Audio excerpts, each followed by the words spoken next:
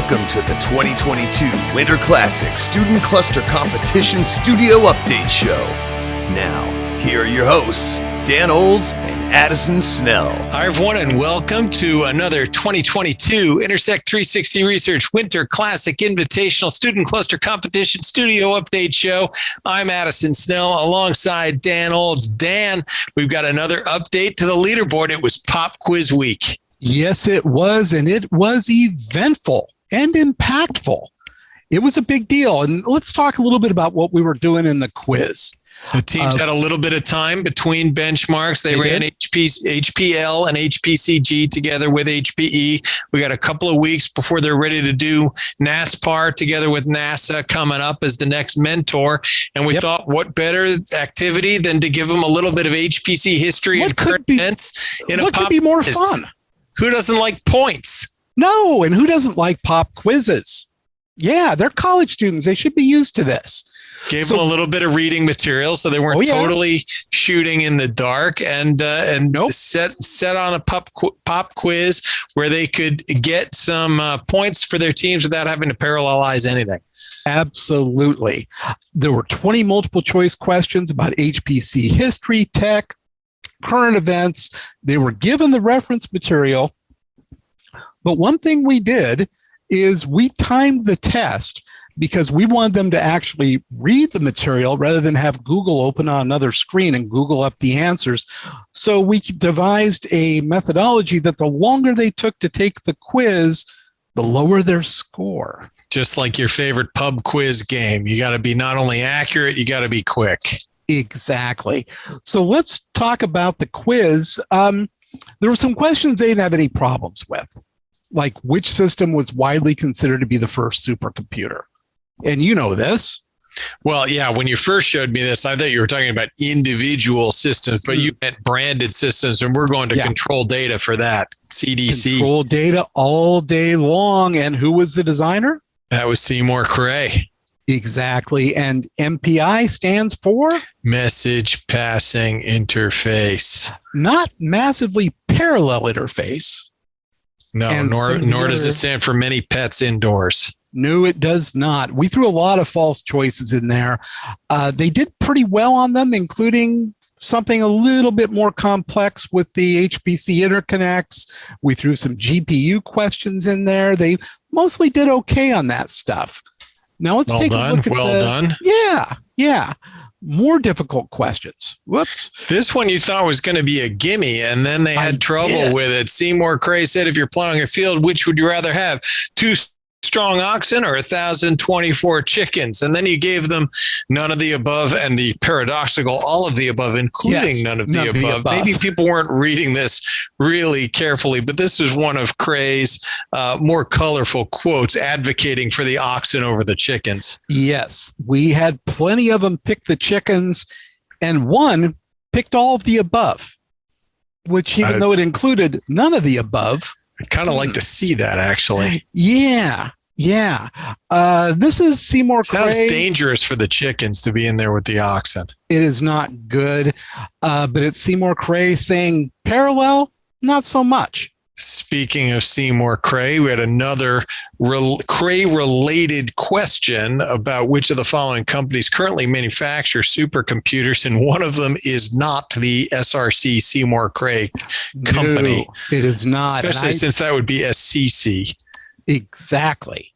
Now, there still is an SRC company out there, but they do some very deep, dark things for the DoD. At least they used to. I haven't talked to them in years. But I threw everybody in from Atos to Cisco to Dell to Lenovo, HPE, plus a bunch you wouldn't think of, including MSI, who makes high-performance laptops. And they generally did okay, but this one kind of caught my eye.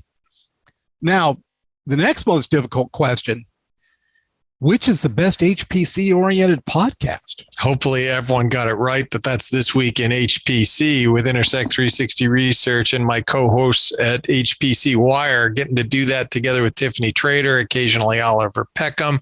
We have a good time on This Week in HPC. But not a good enough time, because 72% of the folks picked Radio Free HPC, hosted by myself, Jesse Lanham, and Henry S. Newman. Yeah, this is what we call sample. Scintillating. It stands for sample bias in this case. They all know who you are in this student cluster competition, but they got points for either of those answers. Is that right? Well, I would hope so. Yeah, they did. I didn't do this. We did have one person. So my team got 72%. You got 27% because there was one person who called out HPC visualization hosted by ray tracing. I love ray tracing. Ray tracing does some good work. He's a good guy. So does Lynn Pack on Flop Talk. She's a go-to. But, for my money, you can't beat the Texas flavored HPC Corral hosted by Brody Cowboy McCracken. That's a podcast I would tune into. That is some good pod. You should jump on that. So let's take a look at some individual scores, and there were some good ones. Jared Bauman from Tennessee State set a record in speed on this, 3 minutes, 33 seconds. And picked up 90%. And 90% accuracy. That is your benchmark. That essentially is going to translate to 100%, and then everyone else has to chase that score. Neil Patel was right there. Yes. Jared was the leader in the clubhouse, but Neil came in with a couple more right answers, albeit slower. And Alberto De Rosa in a heartbreaker for UTEP, 89%. We also had Jahir and Kyle from the Red Raiders and Spellman Morehouse. Nice work. Very nice work. Good scores, really helping their teams there. Yes. Let's take a look at the teams. And as you can see, UTEP topped everybody and took home all 10 points or all 100 points on this. Move the decimal place a little bit in your mind. Yeah. He did a good job. Red Raiders. Sure, it's normalized to 10 here. Then we're going to multiply by 10 for the total points for the module. But UTEP on top. And then second place just behind, as you were starting to say, the Red Raiders at Texas Tech, putting some distance between themselves and the Matadors from the same school. That's right. The Matadors were down a man in this. One of their guys couldn't get it done, so that hurt their score considerably. That's tough. That's tough for the Matadors. I mean, the Spellman Morehouse did nice. Tennessee State was very close to the top.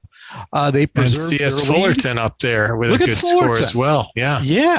Very good. So some people helped themselves with this. And as we alluded to at the beginning, this thing had some epic effects on the leaderboard. You ready to take a look at that? Yeah, bring up the leaderboard.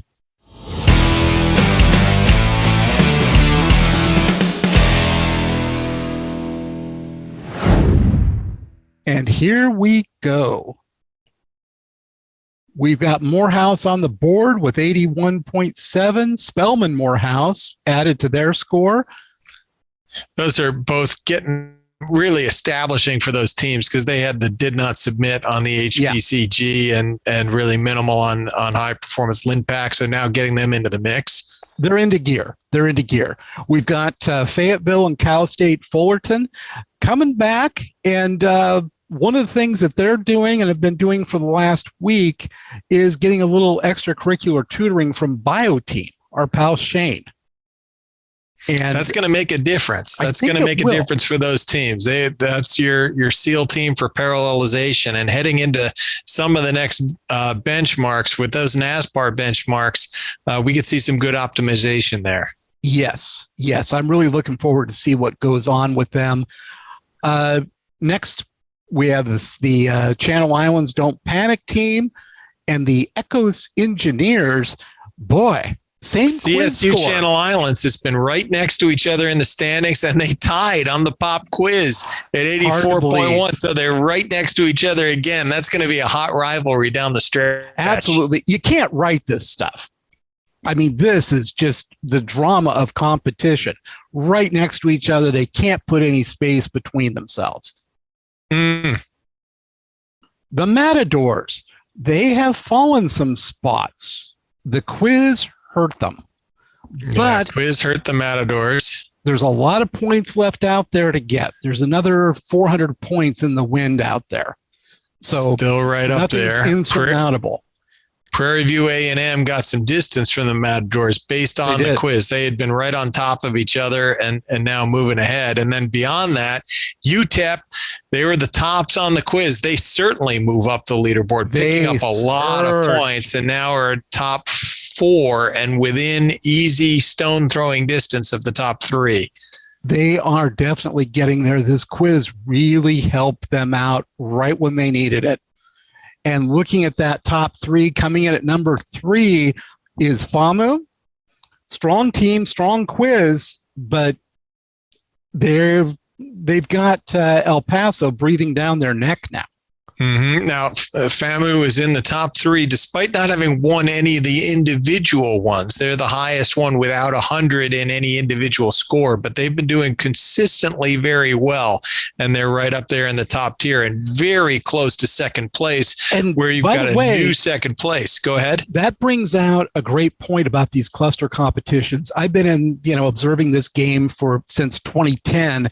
And what I find is it's not teams that are taking consistent 100s on these things. It's the teams that always score and always score consistently. Always near the top. Yes. Now, as you point out, we have a new number 2. The Red Raiders, on the strength of their 98.8 pop quiz performance, streaked past FAMU into number 2.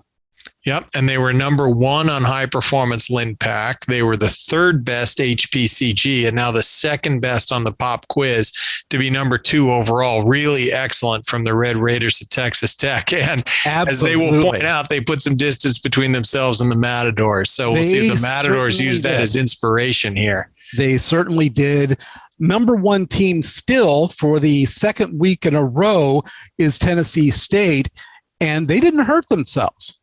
No, Tennessee State had the 3rd best pop quiz score. That's after they had the overall best HPCG and the 2nd best high performance LINPAC. So they also have been top 3 every time and have earned 294.84 out of a possible 300 points. That is darn close to maximum. That is really tough to compete with. I mean, if you're like the Red Raiders, FAMU, El Paso, you got to hope they slip up. Well, keep putting up the good scores. As you said, consistency is where it comes from. And and then you take advantage of it if there's room. But so far, Tennessee State has been consistently excellent. But let me say, though, in these competitions, it is rare to run the table. It's very rare. And Tennessee State, they up to the challenge? I don't know. So far, so good. I want to look up how far it is from Tennessee State's campus to Oak Ridge. Are they going to have a home field advantage for that? They're close, but it's interesting. There isn't, at least as of now and as of last year, there wasn't a relationship between the school and Oak Ridge. Maybe that'll change. They're close. It's Nashville to Knoxville. That's not bad. Right? I mean, that's not far. Tennessee is not that big. So we will see. East-west it is. It's not tall. It's wide. Well, it's not West Coast wide, but it's wide enough. But we will see what happens in the fullness of time. We've got NASA coming up fast. And right now they're preparing their training material. The kids are going to get a sneak peek at that probably Friday or Saturday. And then NASA will be hosting some question Q&A call-ins times on Monday. So students will be receiving invitations to that. And man, it's quite the horse race. This is going to be fun. I appreciate all the effort going into this, Dan. Thank you for keeping everybody going. Next up, NASA and the NASPAR benchmarks with NASA Ames Research Labs. Absolutely. And be looking for our team interviews that will be on the way out to you and HPC Wire very soon. Thank you for watching.